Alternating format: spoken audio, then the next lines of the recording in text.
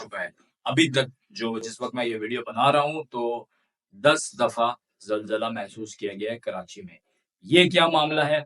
तो इन तमाम चीज़ों के ऊपर बात करते हैं और बात करेंगे खान साहब के बारे में कि खान साहब जो लोग कह रहे हैं ना खान साहब की रिहाई हो रही है और ईद से पहले-पहले रिहाई हो रही है। ईद से पहले कोई रिहाई नहीं हो रही खान साहब की। मैं बिल्कुल अपने व्लॉग में सीधी बात कर रहा हूँ। कोई रिहाई नहीं हो रही है खान साहब की और जो ये आपको व्लॉगर कहते हैं ना कि खान साहब की 5 तारीख को रिहाई है, 4 तारीख को रिहाई है। भाई उनसे पूछो कब हो रही है रिहाई?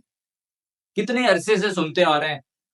ये जो बाहर बैठे हुए हैं यूट्यूबर्स, व्लॉगर्स यही बताए जा रहे हैं, खान साहब 1 हफ्ते में बाहर आ रहे हैं, खान साहब 1 महीने में बाहर आ रहे हैं। असल में मसला ये है कि जो इनकी टारगेट ऑडियंस है, उनको जो चीज़ देखनी है ना, ये वही बातें कर रहे हैं, वही चीज़ें बताएँगे और आपको यही बातें बताते रहेंगे। ख़ैर अब मैं अपने पहले मौज़ू पे आ जाता हूँ जल्दी से, जो टिकटॉकर हैं सना यूसुफ, उनका कत्ल हुआ है इस्लामाबाद में 2 जून को और ये वजह क्या थी? उनके घर में गेस्ट आया और वो जो गेस्ट था, कहा जा रहा है कि पहले उससे उनकी तकरार हुई है। ये क्या मामला है? ऑनर किलिंग वाली रिपोर्ट्स अभी तक सामने आ रही हैं क्योंकि वो टिकटॉकर थी। आजकल फेमस होने के लिए हर कोई टिकटॉक पर, इंस्टाग्राम पर कह लें आप सोशल मीडिया का इस्तेमाल करता है कि मैं जल्दी से फेमस भी हो जाऊँ और मेरे पास पैसे भी आ जाएँ और मैं अपना बॉस खुद बन जाऊँ। लेकिन ये जो सोच है, ये जो अप्रोच है, स्पेशली ख़वातीन के मामले में हर जगह इसलिए नहीं चल रही है क्योंकि पाकिस्तान एक मज़हबी मुल्क है और मज़हबी मुल्क के अंदर मुख्तलिफ सोच के लोग हैं। ये मुख्तलिफ सोच जो मैं कह रहा हूँ इसका मतलब है कुछ लिबरल मुसलमान हैं, ठीक है? जो इन चीज़ों की इजाज़त दे देते हैं। कुछ ऐसे हैं जो कि नहीं देते। इस तरह के और भी वाक़यात हुए हैं ओनर किलिंग वाले अगर आपको कंदील बलोच याद हो उनका वाक़या और काफ़ी और भी हैं, टिकटॉकर्स हैं या मूवी स्टार्स हैं, ओनर किलिंग में मारा गया उनको। किसी के भाई ने मारा, किसी के कज़िन ने मारा, अब इनके अभी ये जो रिश्तेदार है इनका ये कहा जा रहा है कि ये जो मेहमान आया था मतलब ये इनका रिश्तेदार ही था। तो इसने इनको 2 गोलियाँ मारी और मार दिया, उस वक़्त इनके घर पे कोई था नहीं। लोग गए हुए थे, मेरे ख़्याल में शायद बाज़ार गए हुए थे या जहाँ भी गए हुए थे। तो वो थी अकेली, उनकी ख़ासी तकरार हुई है। जो एविडेंस है, जो अभी तक की इन्वेस्टिगेशन है, उससे ये बात सामने आई है, फिर उनको मार दिया गया है। तो पाकिस्तान में ऑनर किलिंग एक आम बात है। होनी चाहिए या नहीं होनी चाहिए, मैं अभी इसके ऊपर बात नहीं कर रहा। मैं सिर्फ़ आपको इस वाक़ये की जो डिटेल थी, जो मेरे पास अभी तक थी, मैंने आपके साथ वो शेयर होनी तो ज़ाहिरन नहीं चाहिए, ठीक है? किसी भी माशरे में आपको कत्ल करने का हक किसी को नहीं है क्योंकि कहते हैं, एक इंसान को मारना पूरी इंसानियत को मारना है। आप ला-ताल्लुकी कर लें, आप उनके बड़ों से बात कर लें, आप किसी तरीके से उनको समझा-बुझा लें, लेकिन ये कत्ल करने वाला जो फैक्टर है, ये सही नहीं होता। खैर, अब दूसरी खबर पे आते हैं, मलीर से कैदी भागे, क्यों भागे भाई? जब ज़लज़ला आया, तो ज़लज़ले की आड़ में उन कैदियों को मिल गया चांस और वो फ़ौरन वहाँ से निकल गए। तो ये इन शॉर्ट रिपोर्ट है और फिर उसके बाद पकड़े भी गए हैं, खासे पकड़े गए हैं, कुछ के लिए छापे मारे जा रहे हैं अभी तक। वो भी पकड़ में आ जाएँगे, ज़ाहिर है जो पुलिस है वो कर रही है इन्वेस्टिगेट। तो कोशिश पूरी है पुलिस की कि उनको पकड़ के दोबारा से जेल में डाल दिया जाए। अच्छा जी, तीसरी खबर हमारी ज़लज़ले से रिलेटेड है, जो 10 दफ़ा ज़लज़ला आया है कराची में। अब ये ज़लज़ला क्यों आ रहा है और क्या इसकी वजह है? देखें, साइंटिफिक रीज़न्स होते हैं, अर्थक्वेक के प्लेट्स जो हैं वो बदलती हैं, तो उसके अंदर ज़लज़ला आता है।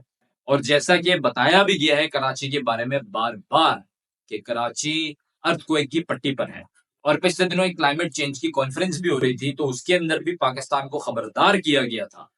ये सिर्फ कराची नहीं, पूरे पाकिस्तान के अंदर जो है बताया गया है कि और मकामात पर भी सैलाब हो गए या कुदरती आफ़ात जो हैं, उनके आने के खासे चांसेस हैं। तो सैलाब हो गया, ज़लज़ला हो गया, इस तरीके की चीज़ों के आने के खासे चांसेस हैं। ये एनवायरनमेंट वालों ने पहले से ही हमें खबरदार कर दिया था। वो अब एक अलग बात है, हम इस चीज़ को सीरियस नहीं लेते क्योंकि हमें लगता है ये भी एक अपॉर्च्युनिटी है। जब भी इस तरह का कुछ होता है तो हम दुनिया से इमदाद लेने पहुँच जाते हैं। लेकिन वहीं अगर आप दूसरी तरफ देखें, क्या अब दुनिया के ऐसे हालात हैं कि वो किसी और मुल्क की मदद कर सकें? अमेरिका जैसे कंट्री ने यूएस एड रोक दिया। ये सिर्फ डोनाल्ड ट्रम्प की बात नहीं है, ये कुछ वजूहात थी जो किया गया है। अगर लोग कहेंगे ना यार वो तो ट्रम्प है, ट्रम्प ने कर दिया, नहीं। इसके पीछे बहुत सारी वजूहात हैं। अमेरिका खुद कर्ज़े में डूबा हुआ है। बहुत सारे ममालिक हैं जिनका अभी तक पोल खुल के सामने नहीं आया है। यूके की इकोनॉमी को आप लोग क्या समझते हैं?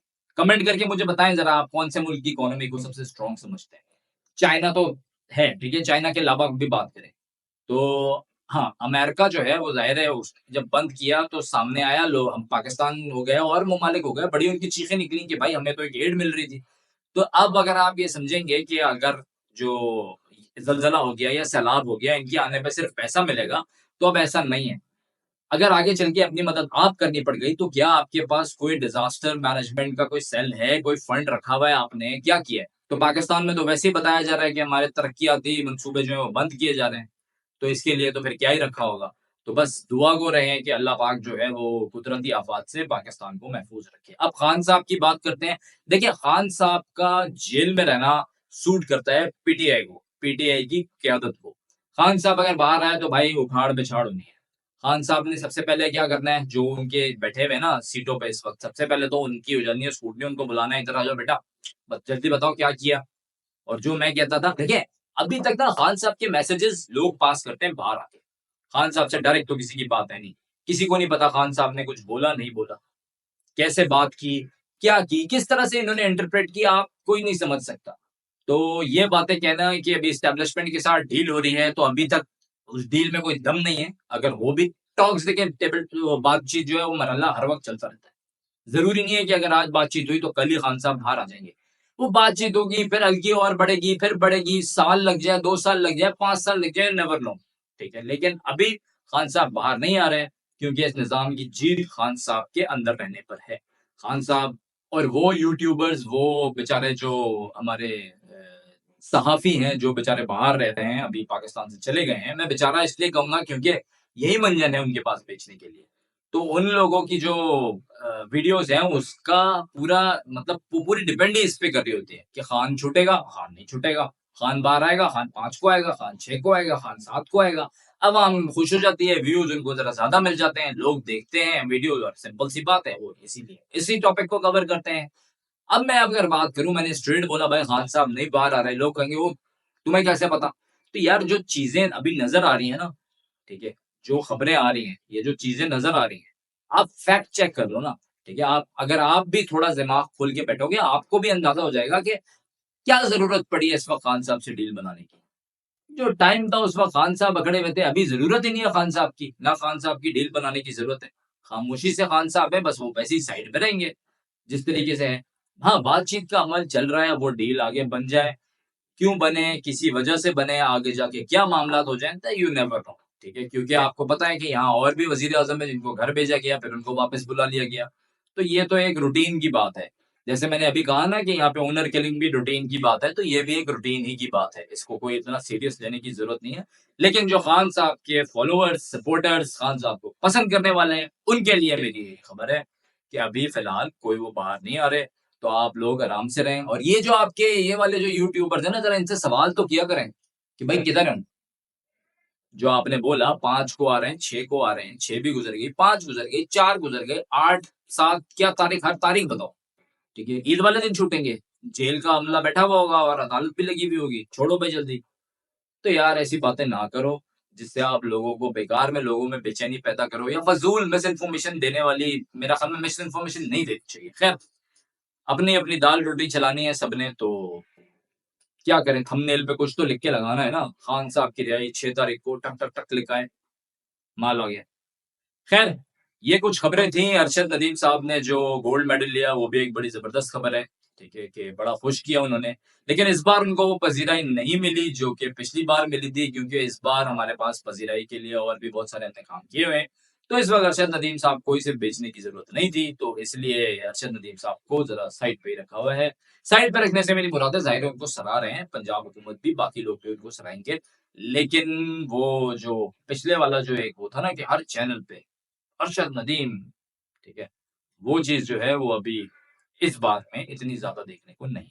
तो ये कुछ खबरें थी, बकरीद की आमद-आमद है, बकरीद वाली वीडियो जो है कोशिश है मेरी कि आज या सुबह तक रिलीज़ कर दूँ, जिसके ऊपर कुछ बकरीद के टॉपिक पर बात की। आप लोगों ने वो ज़रूर देखनी है और बताना भी है कि आपको वो कैसी लगी। अगर आपको काम पसंद आ रहा है, चैनल को सब्सक्राइब कर लें, वीडियो को लाइक कीजिए। अल्लाह पाकिस्तान का हामी और नासिर रहे।